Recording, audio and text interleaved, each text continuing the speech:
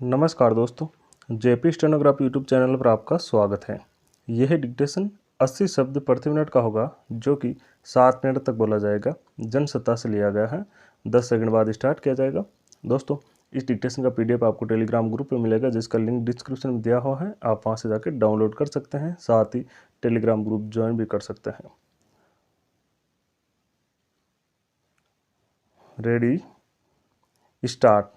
अदालती फैसलों और निर्देशों को नज़रअंदाज करना जैसे शतासीन लोगों की आदत हो गई है। अक्सर वे न्यायालय के निर्देशों पर टालमटोल करते देखे जाते हैं। महाराष्ट्र विधानसभा अध्यक्ष का रवैया भी कुछ वैसा ही है। इस पर नाराजगी जताते हुए सर्वोच्च न्यायालय को कहना पड़ा कि विधानसभा अध्यक्ष इस तरह न्यायालय के निर्देशों को नज़रअंदाज और निष्प्रभावी करने की कोशिश नहीं कर सकते।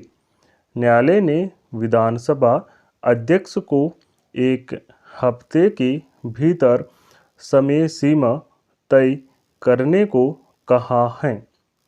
दरअसल महाराष्ट्र में शिवसेना से अलग होकर 56 विधायकों ने भाजपा से हाथ मिला लिया और एकनाथ शिंदे के नेतृत्व में सरकार बन गई।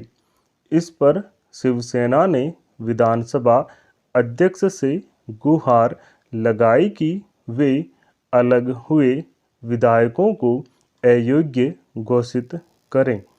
इस संबंध में 34 अर्जियां लगाई गई हैं, मगर विधानसभा अध्यक्ष ने उन पर ध्यान नहीं दिया। इसलिए सर्वोच्च न्यायालय से अपील की गई कि वह विधानसभा अध्यक्ष को विधायकों की अयोग्यता संबंधी अर्जियों पर फैसला सुनाने का आदेश दे।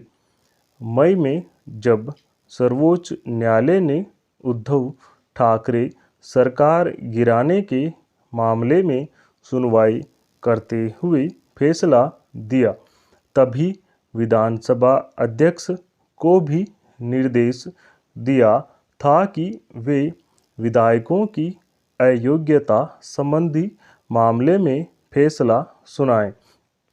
उस निर्देश के बाद करीब 5 महीने बीत गए, मगर विधानसभा अध्यक्ष यही कहते रहे हैं कि समय आने पर वे इस मामले में फैसला सुनाएंगे।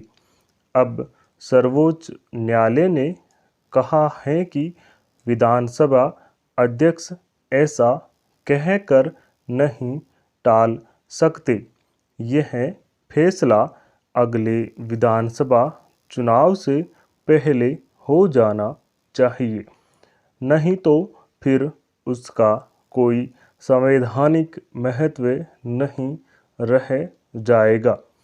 सर्वोच्च न्यायालय ने हालांकि यह भी कहा कि वह विधानसभा अध्यक्ष के संवैधानिक अधिकार क्षेत्र में दखल नहीं दे रहा, मगर जहां कहीं संवैधानिक मूल्यों का हनन होता है, वहां उसे दखल देना भी पड़ता है।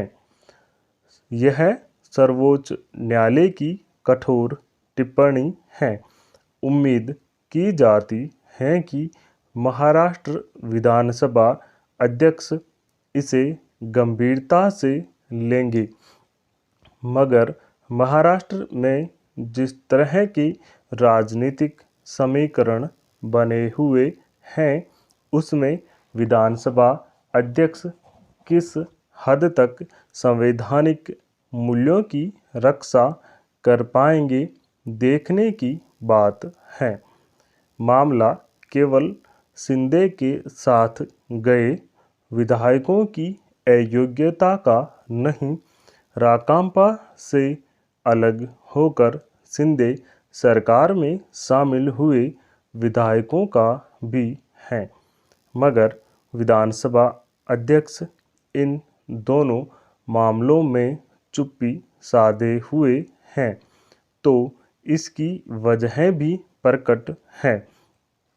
जिस तरह एकनाथ शिंदे की अगुवाई में शिवसेना के विधायक कई दिनों तक अलग अलग शहरों में भागते फिर रहे थे और उनका आतिथ्य भाजपा के लोग संभाले हुए थे, उसी से जाहिर हो गया था कि उद्धव ठाकरे की सरकार को गिराने की साजिश रची गई है। फिर जिस नाटकीय ढंग से एकनाथ शिंदे को मुख्यमंत्री बनाया गया, उसके बाद अनेक संवैधानिक सवाल उठने शुरू हो गए थे।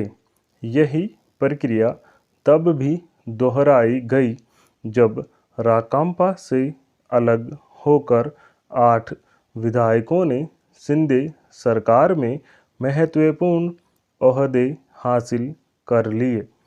विधानसभा अध्यक्ष को यह अधिकार है कि वे दल बदल कानून के तहत विधायकों की सदस्यता जांचें परखें, मगर जैसा कि पहले भी अनेक मौक़ों पर देखा गया है, जब भी इस तरह कोई सरकार गिराई और जोड़ तोड़ कर नई सरकार बनाई जाती है, तो विधानसभा अध्यक्ष सियासी चुप्पी साध लेते हैं। महाराष्ट्र के मामले में भी यही हुआ। पहले ही इन घटनाओं से संवैधानिक मूल्यों को काफ़ी नुकसान हो चुका है। अब विधानसभा अध्यक्ष से अपेक्षा की जाती है कि वे अगले चुनाव से पहले निष्पक्ष फैसला सुनाएं। स्टॉप।